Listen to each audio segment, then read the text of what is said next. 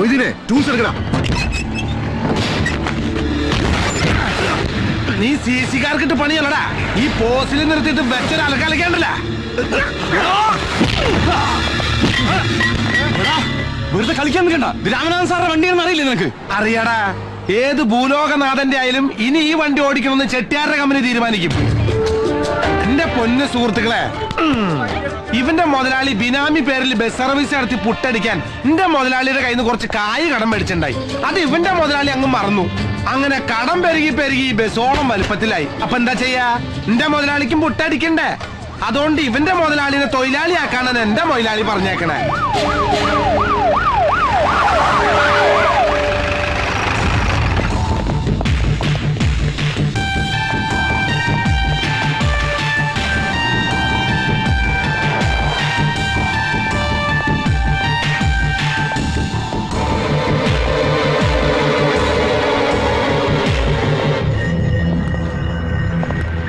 പട്ടാപ്പകല് trip നടത്തുന്ന bus പിടിച്ചെടുക്കാൻ നീ ആര്? RTO, regional transport officer?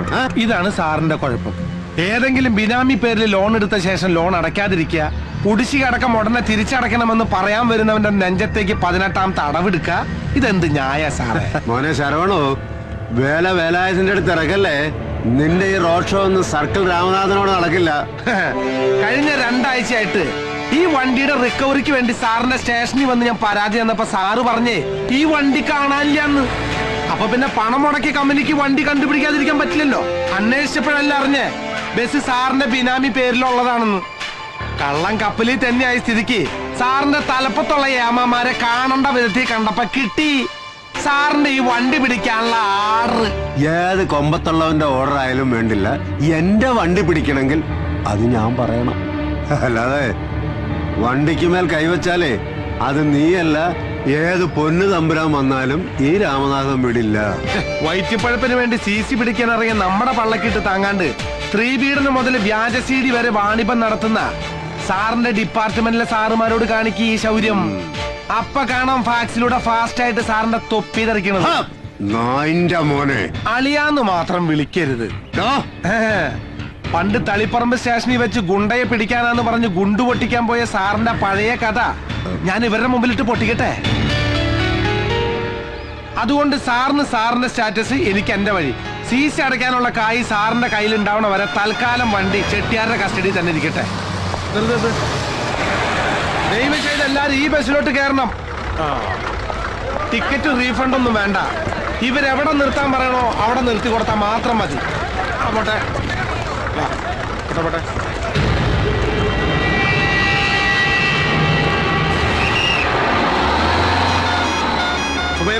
വണ്ടി എടുക്ക.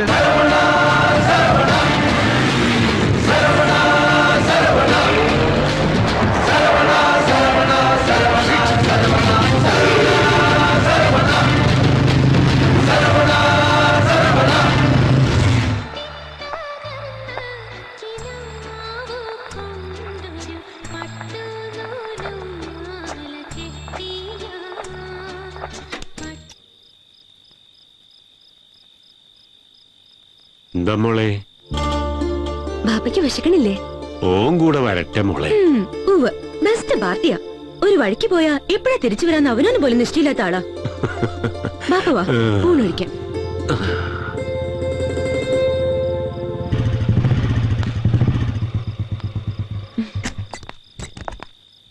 എന്താ മൂസൊക്കെ കാണണമെന്ന് പറഞ്ഞേ?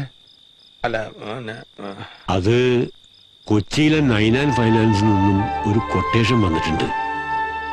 ഇത്തരം ഒരു ജോലിക്ക് നിന്നെ വിടാൻ താല്പര്യണ്ടായിട്ടല്ല. പക്ഷേ അനക്കറിയാലോ ഇവിടുത്തെ ബാധ്യതകളും പ്രശ്നങ്ങളൊക്കെ. വലിയൊരു തുകയാ അവര് തരാന്ന് പറയണത്. കേട്ടിടത്തോളം തരക്കേടില്ല. ഇത്രയും ദൂരം നിങ്ങളെ തനിച്ചാക്കി പോവാന്ന് പറഞ്ഞാൽ അത് വേണ്ട. അത്യാവശ്യം ജീവിക്കാനുള്ളതൊക്കെ ഇവിടെ പണിയെടുത്താലും കിട്ടും മൂസാക്ക. എത്ര കാലം എന്ന് വെച്ചാ അജ്ജ് ഇങ്ങനെ കഴിഞ്ഞുകൂടുക? അനക്കും വേണ്ട ഒരു വീടും കൂടിയൊക്കെ.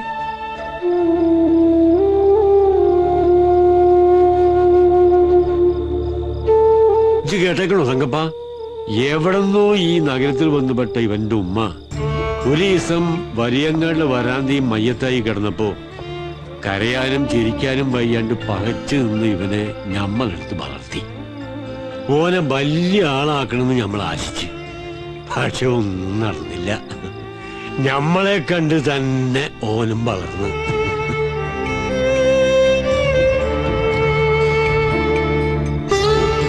എടോ, നമ്മുടെ കാലം കഴിഞ്ഞാ പിന്നെ അനക്ക് ആരാടോ ഉള്ളത്? ഇപ്പൊ ഇതൊക്കെ പറയാൻ എന്തുണ്ടായേ?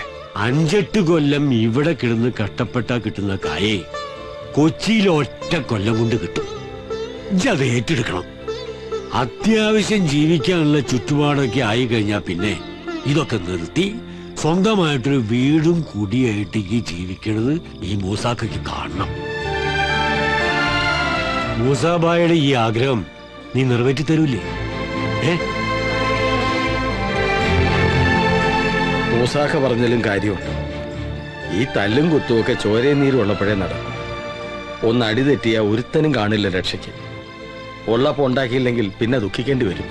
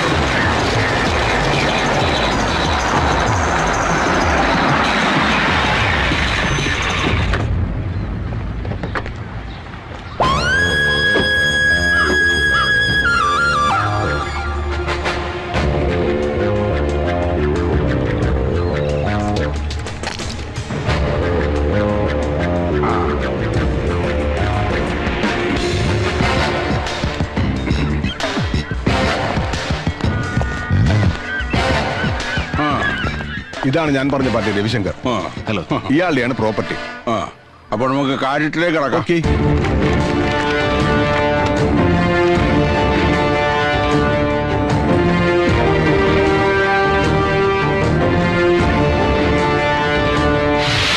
ഇതാണ് രവിശങ്കർ വിൽക്കാൻ ഉദ്ദേശിക്കുന്ന പ്രോപ്പർട്ടി. ഏകദേശം 4000 സ്ക്വയർ ഫീറ്റ് വരുന്ന ഒരു പഴയ തറവാട് വീടും 1.5 ഏക്കർ സ്ഥലവും.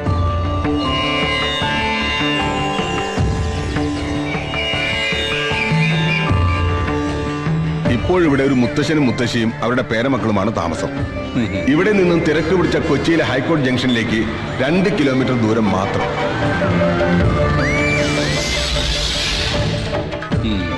ഇവിടെയാണ് വല്ലാർപാടം കണ്ടെയ്നർ ടെർമിനലിന്റെ സൈറ്റ്. ഇതിനടുത്താണ് നമ്മുടെ പ്രോപ്പർട്ടി കിടക്കുന്നത്.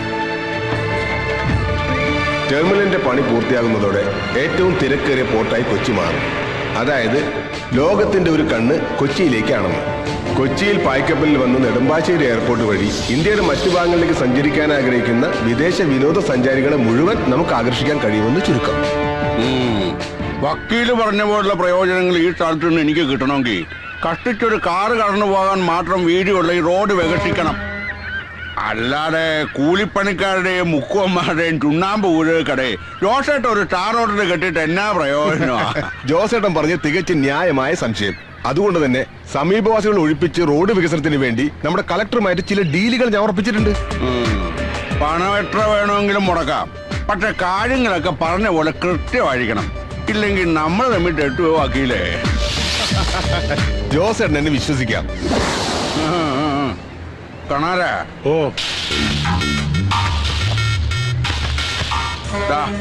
പറഞ്ഞതിൽ കൂടുതൽ തുക അഡ്വാൻസ് ഉണ്ട്. കരാർ എഴുതി കഴിഞ്ഞാൽ 1 മാസത്തിനുള്ളിൽ വസ്തു രജിസ്റ്റർ ആക്കണം. ഉറപ്പല്ലേ? ടൂറിനൊന്നും പറഞ്ഞു പോയിട്ട് ഞങ്ങളെ തീ തീറ്റിച്ചു കളഞ്ഞല്ലോ. നീ ഒന്ന് ഫോൺ ചെയ്തൂടെ? ഇടയ്ക്ക് മൊബൈലിന് റേഞ്ച് ഉണ്ടായിരുന്നില്ല മുത്തശ്ശി, അതാ വിളിച്ചപ്പോ കിട്ടാതിരുന്നത്. ഏതെങ്കിലും ബൂത്തിന്ന് വിളിക്കായിരുന്നില്ലേ? ഞങ്ങൾ എത്ര പ്രാവശ്യം ട്രൈ ചെയ്തു അറിയോ മല്ലേച്ചേ? അതിന് ഞാൻ ലേറ്റ് ആയിട്ടൊന്നുമില്ലല്ലോ. പിന്നെന്താ? അതല്ല, ഒരു കൂട്ടർ നിന്നെ കാണാൻ വരുന്നുണ്ട്. അതൊന്ന് വിളിച്ച് അറിയിക്കാന്ന് വിചാരിച്ചിട്ട് വല്ല രക്ഷയുണ്ടോ? ദേ, ഞാൻ എത്തിയല്ലോ. ഇനി മുത്തശ്ശി ടെൻഷൻ കള. ശരി, സംസാരിച്ച് സമയം കളയണ്ട. നീ യാത്ര ചെയ്ത് വന്നതിന്റെ ക്ഷീണമുണ്ട്. വേഗം കുളിച്ച് റെഡിയാവും. വാ.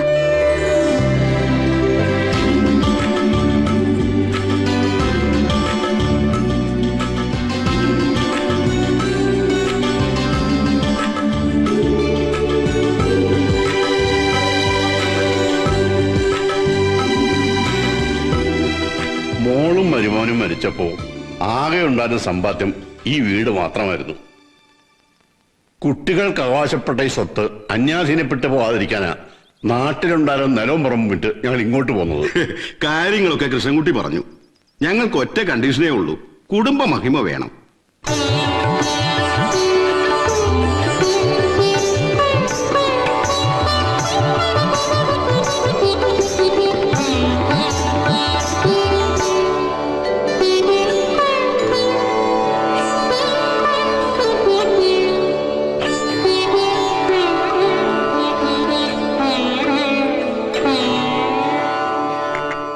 സെന്റ് തെരേസസിലാണല്ലേ പഠിച്ചത്?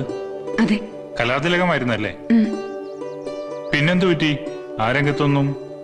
അമ്മയായിരുന്നു ഒക്കേത്തിന് ഇൻസ്പിറേഷൻ. അമ്മയുടെ മരണത്തോടെ പഠനത്തിൽ മാത്രം കോൺസെൻട്രേറ്റ് ചെയ്തു. ആ കാര്യങ്ങൾ ഇത്രയായ സ്ഥിതിക്ക് ഇനി നമുക്ക് നല്ലൊരു മുഹൂർത്തം നോക്കാം. മിഥുന ഒടുവില് നല്ലൊരു മുഹൂർത്തമുണ്ട്. അതാവുമ്പോ നിങ്ങൾക്ക് വല്ല അസൗകര്യങ്ങളും.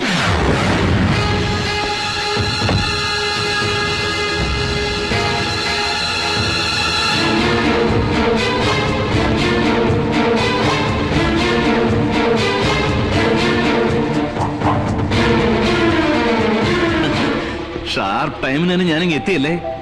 ആ ഇരിക്കെ. ആ ഇതെന്താ എല്ലാവരും ഫ്രീസ് ആയ പോലെ? ചായ കുടിക്കുന്നേ. നിങ്ങളെ ട്രീറ്റ് ചെയ്യാൻ അവകാശമുള്ള ഒരാള് തന്നെ ഞാനും. ഇല്ലേടി പെങ്ങളെ? നമ്മൾ തമ്മിലുള്ള റിലേഷൻ എന്തെന്ന് പറഞ്ഞു കൊടുക്ക് നിന്റെ ഭാവി വരനോട്.